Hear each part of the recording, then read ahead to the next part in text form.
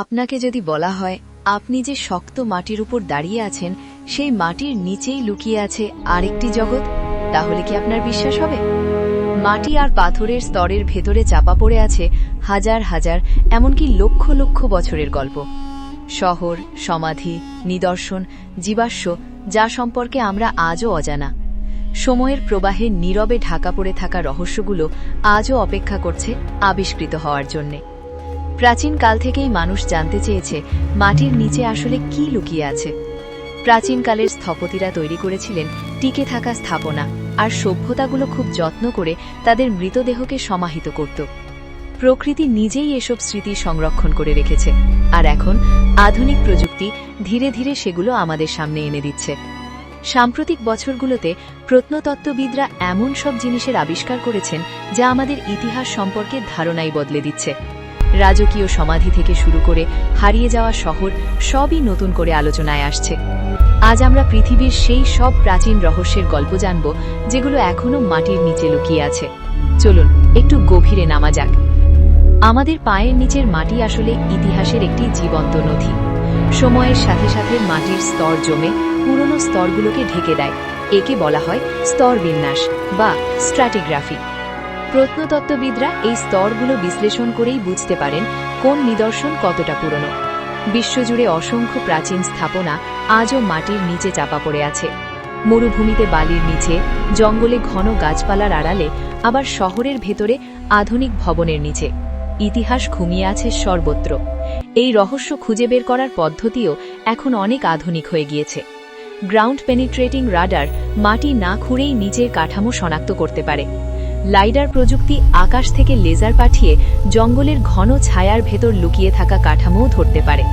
Satellite ছবি বড় আকারের নকশা ও পরিবর্তন দেখায়, যা পরবর্তীতে খননের পথ দেখায়। গবেষকরা খুব সূক্ষ্ম ও সতর্ক পদ্ধতিতে কাজ করেন, যাতে আবিষ্কারের প্রেক্ষাপট নষ্ট না হয়।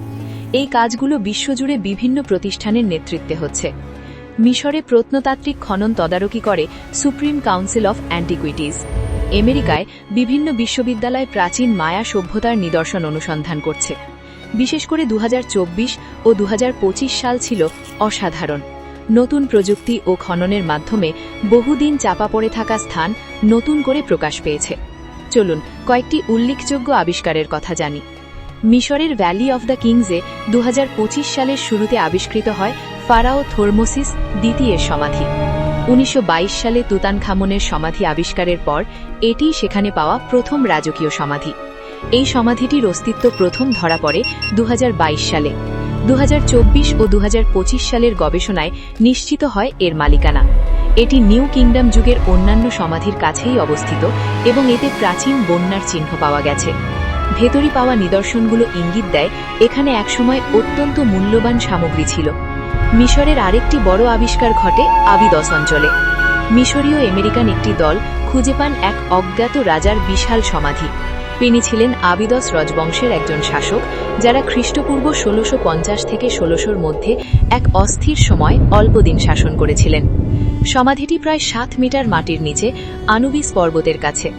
চুনা পাথরের তৈরি কবর কক্ষ, নকশা করা প্রবেশদ্বার, বহু কক্ষ এবং একসময় সুউচ্চ কাদামাটির ভল্ট, সব মিলিয়ে এটি ছিল এক রাজকীয় স্থাপনা। যদিও প্রাচীনকালেই এটি লুট হয়ে গিয়েছিল এবং কোনো সার্কোফ্যাগাস পাওয়া যায়নি, তবু এর বিশাল আকার ও লেখাগুলো স্পষ্টভাবে রাজকীয় পরিচয়ের ইঙ্গিত দেয়। এদিকে মধ্য আমেরিকার বেলিজে প্রাচীন মায়া নগরী কারাকলে আবিষ্কৃত হয় প্রায় 1700 বছর পুরনো এক রাজকীয় সমাধি। এখানে পাওয়া যায় দাহকৃত দেহাবশেষ, জেড ও শামুকের খোল দিয়ে তৈরি ভাঙা মুখোশ, জেডের কানের অলঙ্কার এবং এক বৃদ্ধ ব্যক্তির হাড়।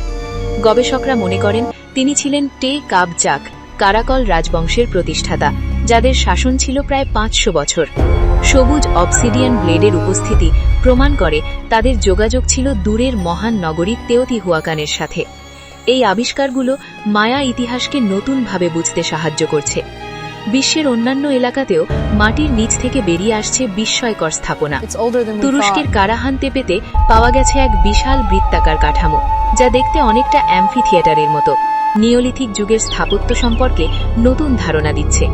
পেরুতে সম্প্রতি ঘোষণা করা হয়েছে পেনিকো নামের একটি 3500 বছর পুরনো শহর, যা প্রি ইনকা সমাজের জটিলতা তুলে ধরে। ইউরোপে পম্পে শহর এখনও তার রহস্য উন্মোচন করে চলেছে। খ্রিস্টাব্দ ৭৯ সালের আগ্নেয়গিরির ছায়ের নিচে চাপা পড়ে থাকা রঙিন ফ্রেস্কো সহ ভোজনঘরগুলো আজও মানুষকে বিস্মিত করে। এই সব আবিষ্কার আমাদের ইতিহাসের ফাঁকা অংশগুলো পূরণ করে। যেখানে লিখিত দলিল নেই, সেখানে এই ভৌত প্রমাণ আমাদের জানায় শাসক, সাধারণ মানুষের জীবন, ব্যবসা বাণিজ্য আর বিশ্বাস সম্পর্কে। জেনেটিক গবেষণাও বড় অগ্রগতি করেছে। ২০২৫ সালে প্রথমবারের মতো একটি সম্পূর্ণ প্রাচীন মিশরীয় জিনোম বিশ্লেষণ করা হয়, প্রায় খ্রিস্টপূর্ব ২৮৫৫ থেকে ২৫৭০ সালের এক ব্যক্তির, যিনি একটি মাটির পাত্রে সমাহিত ছিলেন। এই গবেষণা মানব নিবর্তন, স্বাস্থ্য ও খাদ্যাভ্যাস সম্পর্কে নতুন তথ্য দিয়েছে এবং প্রাচীন ও আধুনিক মানুষের মধ্যে সম্পর্ক বুঝতে সাহায্য করেছে। তবে চ্যালেঞ্জও কম নয়। জলবায়ু পরিবর্তনের কারণে উপকূলীয় প্রত্নস্থল হুমকির মুখে।